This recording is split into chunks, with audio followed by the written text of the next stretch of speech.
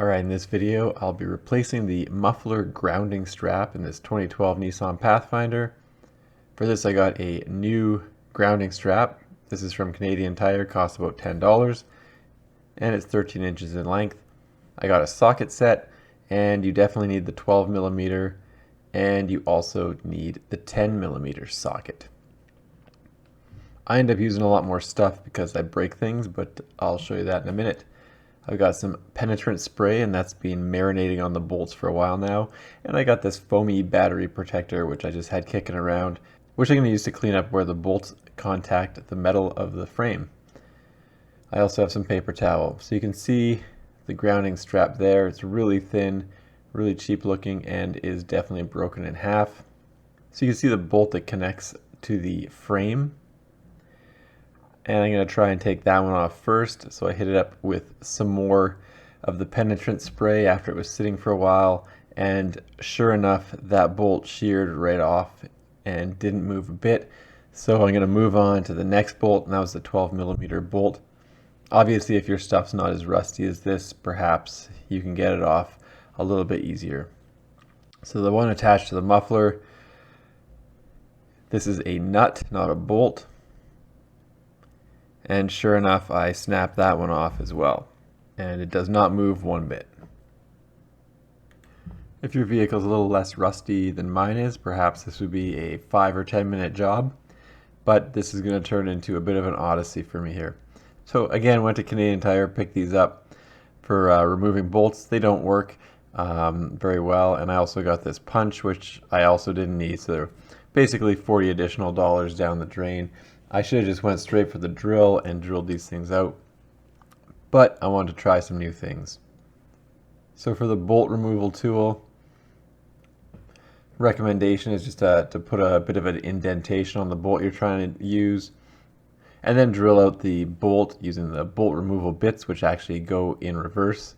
However, it didn't pan out for me. I just drilled right through the entire bolt anyway, and it didn't loosen it up at all. I ended up just drilling through larger and larger drill bits until I just drilled out the whole bolt. Now this bolt is a M8 with a 1.25 thread. And what I'm going to do is just use the tap and die set to rethread it. Basically I went with an M8 at 1.25 thread, and then I did an M9, and then the last one I did was an M10. Just because I drilled the hole a little bit larger than the actual bolt. And the store I went to get some new bolts didn't actually have any M9, so the M10 was the way I had to go. Now for this thing, you can see it's actually welded to the muffler, and that would appear to be just a regular bolt, but I believe that bolt is also tack welded to the back of that bent piece of metal. So I also had to drill that out, and the head of the bolt remained in place. Again, I think it's welded in place. It's a little hard to see. So I ran an M6 with a #1 thread through that.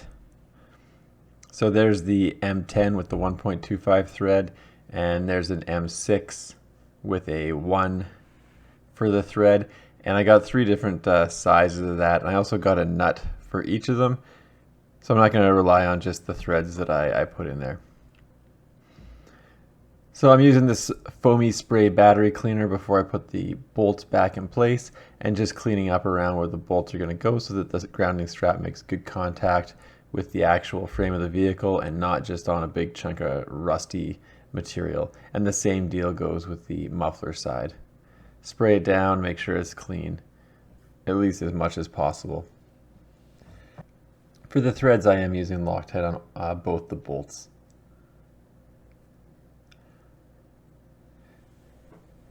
I couldn't find an M10 that had threads all the way down, which is why I had to put on some washers, and that provided a bit of standoff so that I didn't run out of threads on the bolt.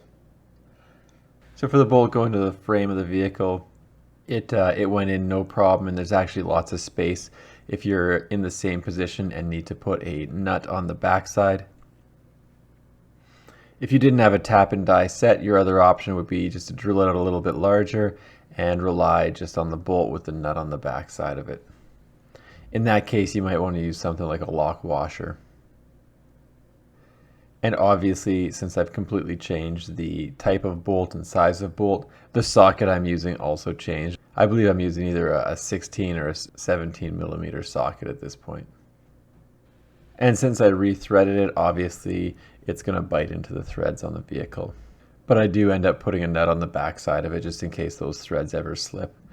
So for this one, I actually grabbed a couple of different sizes of the M6 screws just because I didn't really know how much standoff I'd get in there from the muffler. And I ended up using the smallest one I got, which was about a ½ inch.